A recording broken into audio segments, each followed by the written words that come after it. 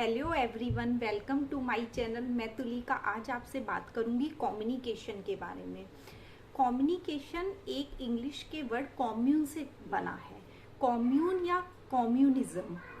Communism का means होता है इकट्ठा करना, तो इसलिए कम्युनिकेशन का मीन्स हुआ टू बी शेयर।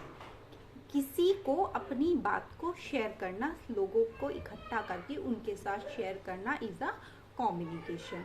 कम्युनिकेशन का मतलब शेयर करना हुआ। हम लोग क्या समझते हैं कि कम्युनिकेशन जो होता है वो है कि हम किसी भी तरीके से सामने वाले से अपनी बात मनवा लें, सामने वाले को अपनी बात पहुंचा दें, अपनी बात उसको सुना दें, तो ये हुआ कम्युनिकेशन। लेकिन ऐसा बिल्कुल भी नहीं है। कम्युनिकेशन का मीन्स होता है कि हम सामने वाले की बात को सुने और समझें, ये हुआ कम्युनिकेशन। अगर मैं किसी की बात को समझने के काबिल हूँ, पूरी तरीके से सुनने के लिए तैयार हूँ, तो मैं एक गुड कम्युनिकेटर हूँ। तो कम्युनिकेशन का मीन्स हुआ कि सामने वाले की बात को सुना जाए, समझा जाए, ना कि अपनी बात को समझाया जाए। फर्स्ट एस्पेक्ट तो इसकी यही होती है कम्युनिकेशन की, हम किसी की बात को सुने और समझें। ये सेकंड थिंग है कि हम उसको अपनी बात समझाएं, अपनी बात उस तक पहुंचाएं। गुड कम्युनिकेटर वो होता है कि अगर कम्युनिकेशन शुरू हुआ तो सामने वाले ने अपनी बात शुरू करी, लेकिन खत्म आप करें उस बात को, क्योंकि आपने सामने वाले की बात को पूरी तरीके से सुना, समझा, उसका पूरा डेटा जान लिया। उसके बाद में आपने अपनी व्यूज, अपने पॉइंट ऑफ व्यूज वगैरह रखे, तो तब बात को खत्म किया गया। गुड कम्युनिकेटर वही होता है जो सामने वाले की बात को समझने के लिए पूरी तरीके से तैयार होता है। तैयार कैसे होगा बंदा? अगर वो साइलेंट हो जाए। हमें साइलेंट होकर सामने वाले की बात को सुनना है। साइलेंट होने का मतलब ये नहीं है कि हम बस यहाँ से चुप हो गए, साइलेंट हो गए, नहीं।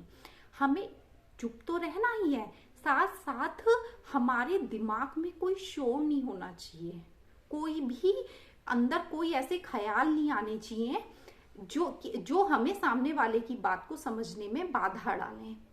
जैसे कि जब भी हम कम्युनिकेशन करते हैं, दो लोग आपस में बात करते हैं, तो सामने वाला जब अपनी बात को बोलता है तो हमारे वो माइंड में जो नेटवर्क होते हैं वो सिग्नल एक दूसरे से कैच करते हैं। अगर हमारे दिमाग में अपना कुछ शोर हो रहा होगा तो सामने वाले के सिग्नल हमारे दिमाग तक पहुंच ही नहीं पाएंगे, हम समझ ही नहीं पाएंगे कि ये क्या बात कह रहा है या कहना चाहता है। तो इसके लिए हमें क्या जरूरी है कि साइलेंटली होकर, बिल्कुल चुप होकर, पूरी तरीके से, मतलब हमें इतना तैयार होना है, दिमाग से पूरी तरीके से शांत होना है और सामने वाले की बात को सुनना है। कम्युनिकेशन का जो एम होता है ना, मेन, वो होता है बात को समझना और उसके बाद में समझाना। इसके लिए, कम्युनिकेशन के लिए जो हम टूल यूज करते हैं वो टूल है लैंग्वेज, जुबान। जिस लैंग्वेज में हम बात करें। अब ये बात ये नहीं है कि हम लैंग्वेज का यूज कैसे करें, कब करें, बल्कि बात ये है कि हम लैंग्वेज का यूज कब ना करें, हमें कब चुप रहना है। जब हम चुप रहते हैं तो वो क्या होता है, इसके लिए एक गाइडलाइन है कि हमें चुप रहकर सुनना है। जो अच्छे कम्युनिकेटर होते हैं वो सुनने में ही ज्यादा विश्वास रखते हैं, उसके बाद में ही अपनी बात को बोलते हैं। वो एक्टिवली साइलेंट रहते हैं। एक्टिवली साइलेंट हम कैसे रहेंगे? जब हम अंदर से भी कोई ख्याल अपने मन में नहीं लाएंगे, हम अंदर से तैयार होंगे कि हमें इसकी बात को सुनना है। दूसरी चीज क्या है कि दो तरीके के लोग होते हैं। एक होते हैं जो अर्निंग एटीट्यूड वाले होते हैं, एक होते हैं लर्निंग एटीट्यूड वाले। तो जो अर्निंग एटीट्यूड वाले लोग होते हैं वो हमेशा ना दूसरों से फायदा चाहते हैं, और जो लर्निंग एटीट्यूड वाले लोग होते हैं वो हमेशा कुछ ना कुछ सीखना चाहते हैं। तो हमें लर्निंग एटीट्यूड में रहना चाहिए, हमारा नेचर लर्निंग होना चाहिए, ना कि अर्निंग होना चाहिए। जो लर्निंग एटीट्यूड वाले लोग होते हैं वो ये देखते हैं कि कहाँ समस्या आ रही है, इसका क्या समाधान होना चाहिए, और जो अर्निंग एटीट्यूड वाले लोग होते हैं वो अपनी ना मतलब प्रोटेक्टिव फेस में रहते हैं हमेशा। उनको ये लगता है कि हम अपनी ईगो को कैसे बचा सके हम, और वो डांटने के मूड में रहते हैं हर समय। लाइक अगर मेरे बेटे के मार्क्स किसी सब्जेक्ट में कम आए तो मैं उससे कम्युनिकेट करूंगी, बात करूंगी। अगर मैं लर्निंग एटीट्यूड में हूं तो मैं ये जानने की कोशिश करूंगी कि ऐसी कहाँ कमी आ रही है, कहाँ लैग कर रहा है मेरा बच्चा कि जो हर बार ही उसके मार्क्स कम आते हैं।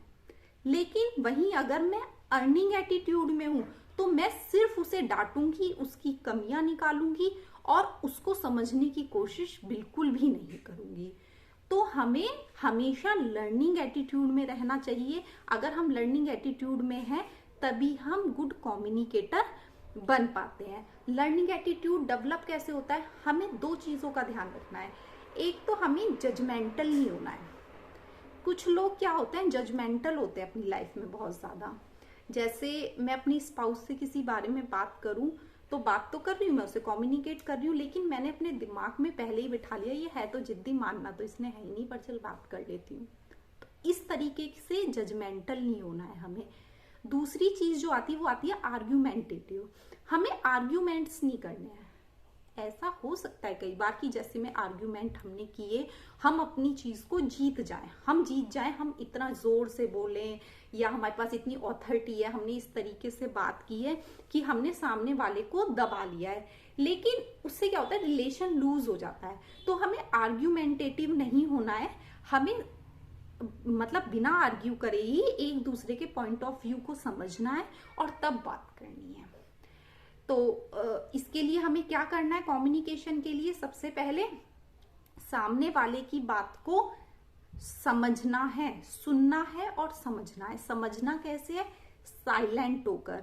साइलेंट हम कब होंगे, जब हम लर्निंग एटीट्यूड में होंगे। कम्युनिकेशन के लिए जो स्किल्स आती हैं वो मैं आपको कुछ बताती हूँ। कुछ ऐसी टेक्निक्स हैं जिनको हम गुड कम्युनिकेशन में यूज कर सकते हैं। Like eye to eye contact बनाना। कम्युनिकेशन जो होता है उसमें बहुत ज्यादा जरूरी है कि हमारा आई कांटेक्ट बना रहे। दूसरा होता है कि अगर हम लैंग्वेज कैसे यूज कर रहे हैं, कैसे वर्ड्स यूज कर रहे हैं। हमें गुड कम्युनिकेशन के लिए मतलब सही वर्ड्स को सही जगह पर इस्तेमाल करना भी आना चाहिए। एक होता है हमारी बॉडी लैंग्वेज, ये बहुत इंपॉर्टेंट होती है कम्युनिकेशन स्किल्स के लिए। हमारी जो बॉडी लैंग्वेज होती है वो प्रॉपर होनी चाहिए। कभी कभी ऐसा होता है कि हम कह तो कोई और बात रहे होते हैं, जैसे हम कोई बात कर रहे हैं लेकिन हमारी बॉडी लैंग्वेज कुछ और ही कह रही होती है। हमारी बात से हमारी बॉडी लैंग्वेज बिल्कुल भी मैच नहीं कर रही होती है। ऐसा नहीं होना चाहिए। और दूसरा, अगर हमसे कोई सामने वाला बंदा बात कर रहा है तो हमें ऐसे पोस्चर्स यूज करने चाहिए जिससे कि उसको गलत ना लगे। जैसे सामने से कोई मेरे से बात कर रहा है और मैं उसकी बात पे बहुत ज्यादा ध्यान ना देके ऐसे कमर लगा के आराम से चेयर पे बैठ जाऊं, ऐसे करके इधर उधर देखने लगूं, तो ये गुड कम्युनिकेशन नहीं हुआ। गुड कम्युनिकेशन में या मैं अपने हाथों को बांध कर पैर के ऊपर पैर रखकर बैठ जाऊं, तो इससे भी क्या होता है कि सामने वाला समझता है ये अपने तक बात को ले जाना ही नहीं चाह रहा है। तो गुड कम्युनिकेशन में बॉडी लैंग्वेज का, हमें अपने पोस्चर्स का खास करके ख्याल रखना होता है। हमें थोड़ा झुककर आगे को ठीक से होके बैठना चाहिए, उससे आई कांटेक्ट बनाकर रखना चाहिए। एक चीज आती है कि हमें ना इसमें क्या बोलते हैं, कम्युनिकेशन के लिए एक वर्ड होता है इंग्लिश का, उसे हम बोलते हैं प्रोम्प्ट। प्रोम्प्ट का यूज जरूर करना चाहिए। प्रोम्प्ट होते हैं जैसे कोई हमसे बात कर रहा है तो हम उससे कहें, जैसे बात करते करते अच्छा, ओ, ऐसे वर्ड्स का हमें यूज करना चाहिए। उससे क्या होता है, सामने वाले को लगता है कि हाँ ये मेरी बात में इंटरेस्ट ले रहा है, ये मेरी बात को समझना चाह रहा है।